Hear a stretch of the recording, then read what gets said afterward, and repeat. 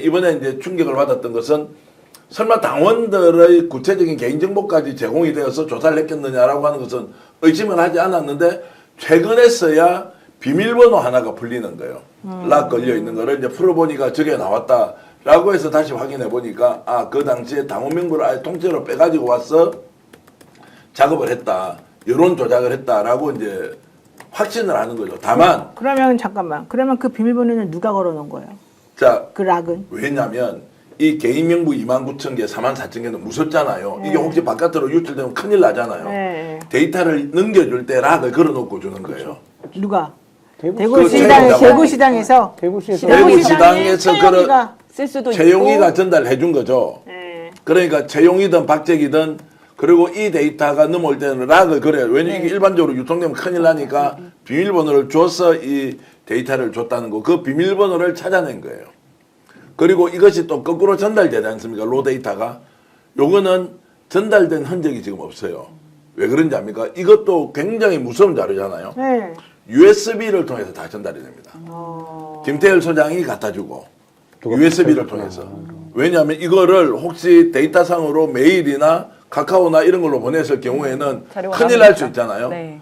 그래서 이것은 USB로 다 전달됐다는 증언들이 지금 나오고 있고 USB 언제 주는데 오늘 갖다 줘야 되는데 이런 것도 아마 다 이제 나와서 상황을 입증할 수 있는 녹음은 굉장히 많다.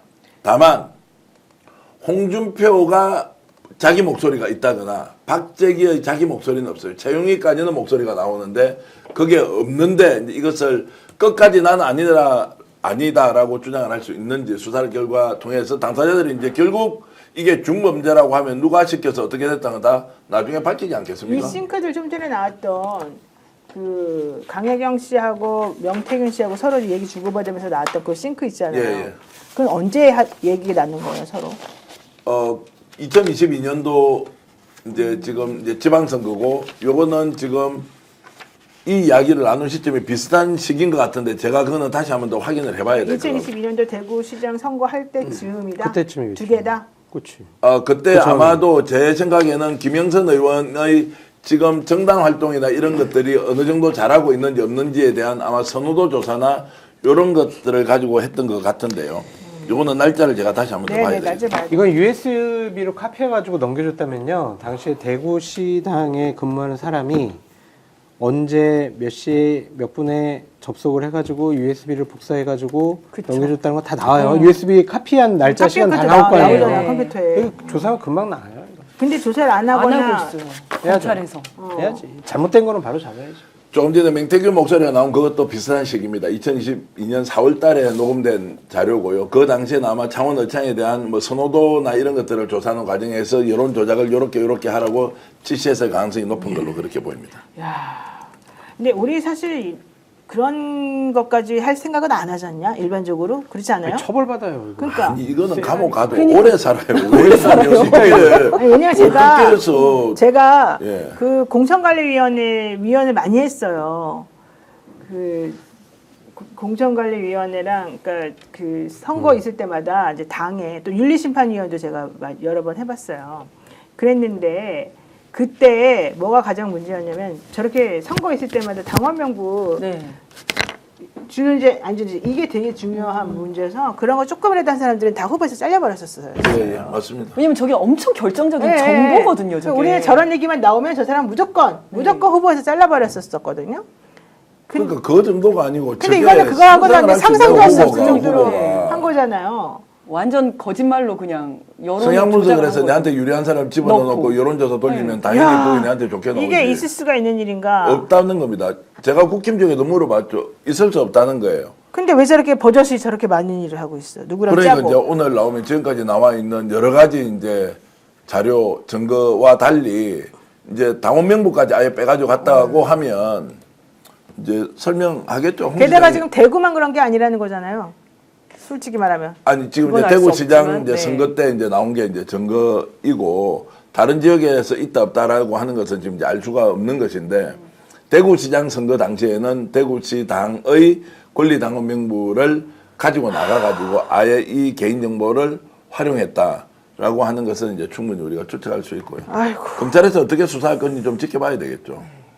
그런 말은 참 기대를 하는 말인데 수사하겠습니까 제대로? 아니 그러니까 저는 이제 이 문제는 네. 홍이 지금 벌이고 있는 악행에 대해서 많은 사람들이 얘기하지 않습니까? 본인한테 불리한 일체 대응하지 않아요. 그리고 어느 정도 대응에도 효과가 있겠다 싶은 것은 인간적으로 모멸감을 주고 비난질을 하고 거기다가 마치 언론에서 잘못 알고 홍을 공격하기 위해서 좌파 카르텔에 얽혀있는 사람들이 뭔가 좀 기획해서 이 문제를 부풀리는 것이다라고 일관되게 얘기를 맞아요. 하고 있습니다. 그래서 저희들은 취재를 하는 쪽에서는 그러면 CCTV 끝까지 가려보자.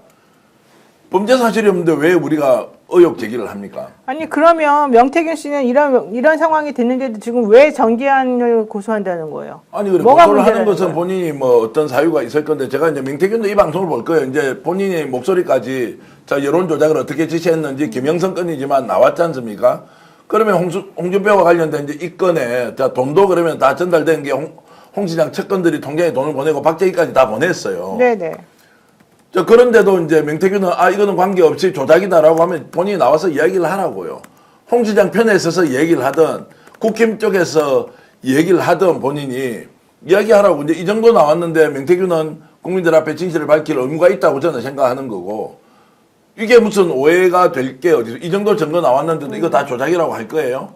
본인이 지시했다는 게 다 드러나는데 이것도 그러면은 강희경과 김태일 소장이 알아서 한 것이다. 돈 받는 데는 얼마 받을지 물어보는 것도 녹음에 다 나오는데 2,500만 원이면 돼? 2,000만 원이면 돼? 라고 하는 것은 오늘은 공개를 하지 않지만 그 내용까지 다 나오는데요. 명태균이 어떻게 피해갈 거예요? 지금이라도 이실직고해서 아닌 건 아닌 걸로 맞는 거는 맞는 걸로 진실을 진상을 규명해라. 네. 괜히 노희 변호사나 저 같은 사람을 놓고 명예훼손 고소를 하니 안 하니 했다 말았다라고 하면서 언론에서 보도하는 내용을 코인팔이 하는 식으로 폄훼하지 말고 당신의 인생을 스스로 폄훼하지 말고 제대로 진실을 국민들한테 밝히라는 말씀을 드리고 싶습니다. 네, 일단 노영희 TV는 수익 창출이 중지됐기 때문에 코인팔이 할 수가 없다. 이 말씀을 왜 수익 드리고요. 정지 문제였습니까? 뭐 하도 이제 반대쪽에서 신고 들어가고 뭐 이런 것 때문인 것 같은데 어쨌든 코인팔이는 그래서 한다는 말은 부적절하다.